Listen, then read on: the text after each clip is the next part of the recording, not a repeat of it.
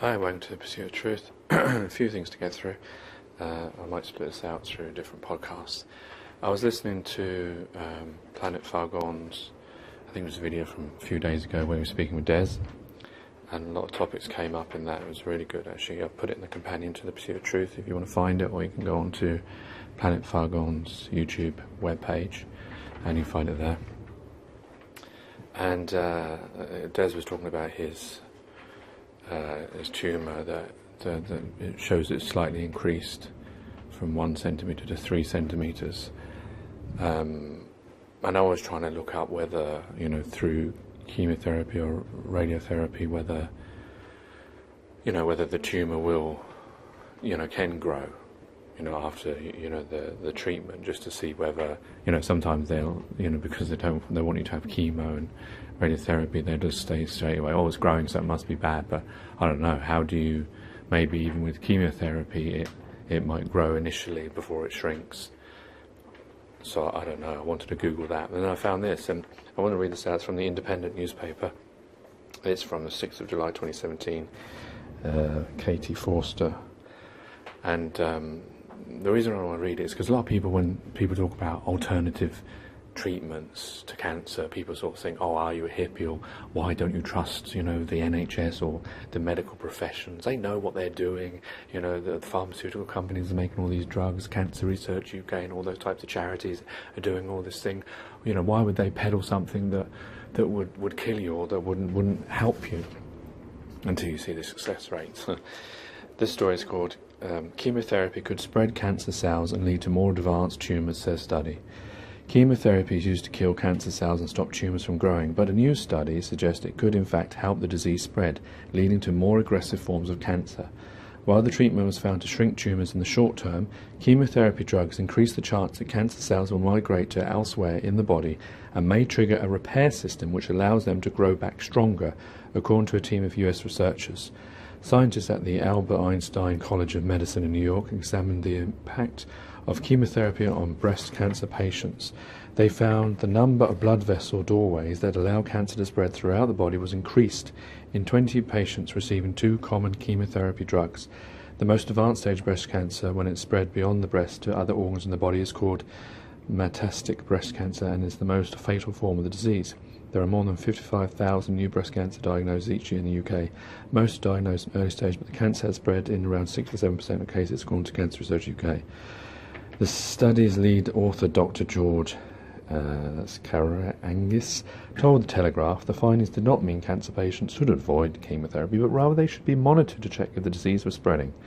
Doctors could obtain a small amount of tumour tissue after a few doses of pre-operative chemotherapy that would be analysed for signs of increased risk of this phenomenon, with women recommended to stop treatment before surgery if it is seen. In experiments on mice, Dr. Karangis and his colleagues found that the number of cancer cells circulating in the bloodstream was increased when they received chemotherapy. In this study, we only investigated chemotherapy-induced cancer cells dissemination in breast cancer. We are currently working on other types of cancer to see if similar effects are elicited, he told the newspaper.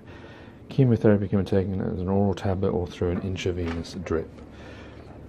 So there you see. Now studies are showing that chemotherapy, it may spread the disease, and that would explain why people go into remission and then they get it back again, or it spreads across the body, and why that may be happening. So, but what you can see clearly is that chemotherapy is not a wonder drug. It's not a wonder cure. It's something that it may be like the best thing that we currently have, if you want to believe that these pharmaceutical companies are doing the best for mankind and not just trying to make money and peddle something that is very expensive and they just want to keep it going. Who knows whether that's their intention or not, but it's not good enough. I think we can all say that, no? Whether you agree or not in alternative treatments and this, that and the other, there needs to be something better than this. But there you can see, that's why people would go to alternative treatments, because you see the scientists are saying that chemotherapy possibly can cause the cancer to spread, and no one wants that. Why would you go through all that? And chemotherapy is I was reading some people's stories, you know, whether they were putting comments of the side effects and all that kind of stuff. It's not something you would want to go through if you knew the success rate was so low, and the possibility that it's actually making it worse in the long term. But I bet they don't tell you that on Cancer Research, because I looked on Cancer Research UK webpage about, you know, chemotherapy and tumours growing. Didn't mention anything about that study that was last year, and I'm sure their website is updated. Didn't mention any risk that chemotherapy could spread cancer, and I'm sure your GP and doctor wouldn't be saying that either.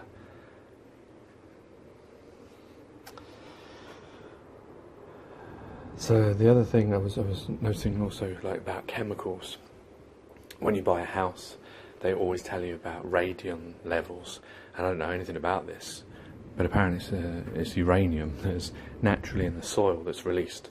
No amount is safe, apparently, but most houses and schools and institutions, you know, any building that's near soil is in danger of getting this radon, which is a human carcinogenic, so it can cause cancer. So that may explain why there is, well, I don't know why there is so much cancer. Maybe it's to do with the soil, imagine that. So yeah, it's worth checking your radon levels around where you live. But yeah, most are under 1%, which is apparently the sort of safest level, but there is no safe level, basically, because it's uranium. It's what they make nuclear bombs out of. The other thing that Planet Fagon was talking about was ndma. I'm going to try and pronounce its actual name. It's nitrosodium thilamine, or thilamine, one of those. And this is Wikipedia. It's also known as DNM, dimethylnitrosamine. It's a semi-volatile organic chemical produced as a byproduct of several industrial processes and present at very low levels in certain foodstuffs, especially those cooked, smoked or cured. NDMA is a water-soluble yellow in colour and has little or no taste or odour. It is toxic to the liver and other organs and is probable human carcinogen. It is also used to create cancer in rats for cancer research.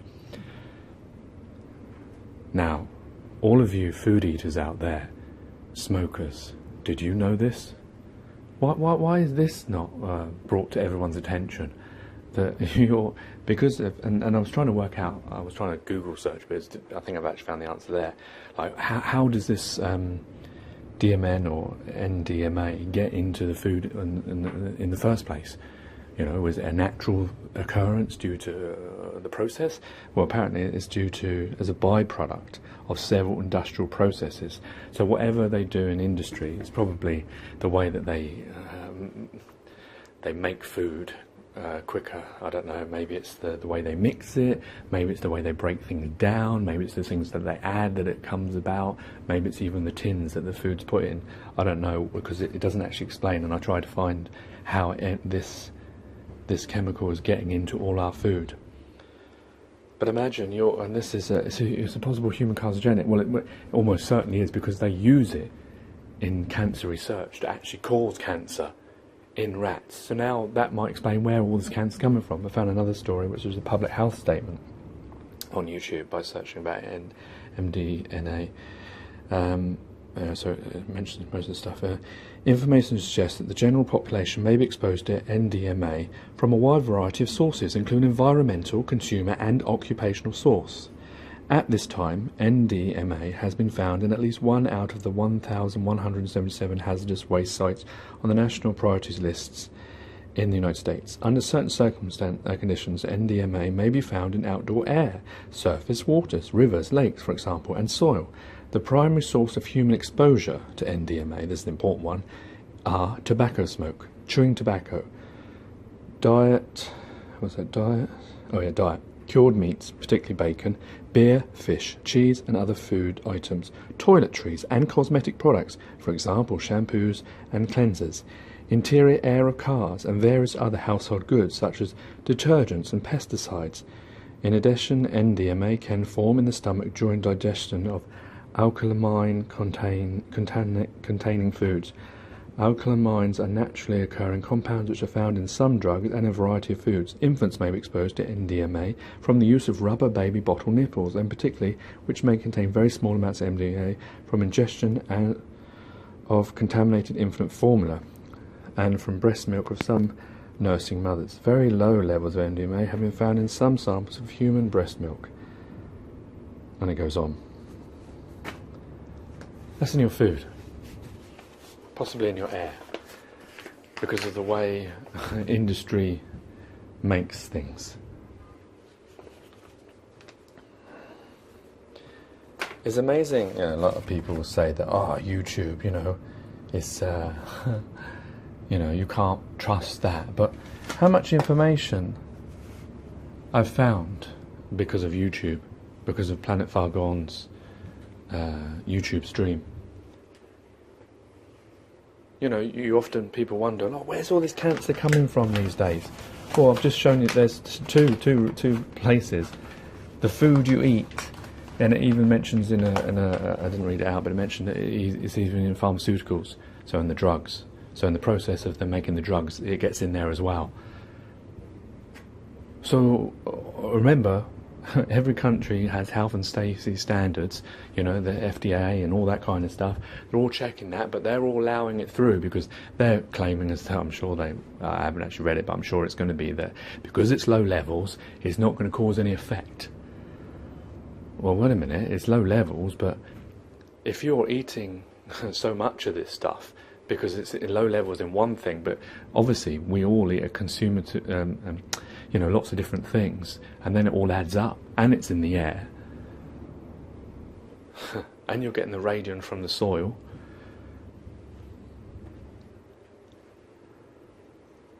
I don't know, it just seems like every day you learn more truths, more things that you haven't been told. And why haven't we told this? Why don't we know all these things? And why aren't we fucking sorting these things out? Why is it that industry and governments are allowed to continue these things, poisoning their own citizens? Well, maybe not poison them, but allowing them to be poisoned, just for the benefit of what? Ka-ching, money. And the system carrying on. Because it'd probably be too expensive to change the process, or maybe there's no better process to change it. It's always going to be this way. So maybe really what we should be doing is growing our own fruit and veg and eating it that way like we used to, rather than doing all this processing shit just for expedience and money. Anyway, it's shocking, really. It shocked me even reading these things out, the facts.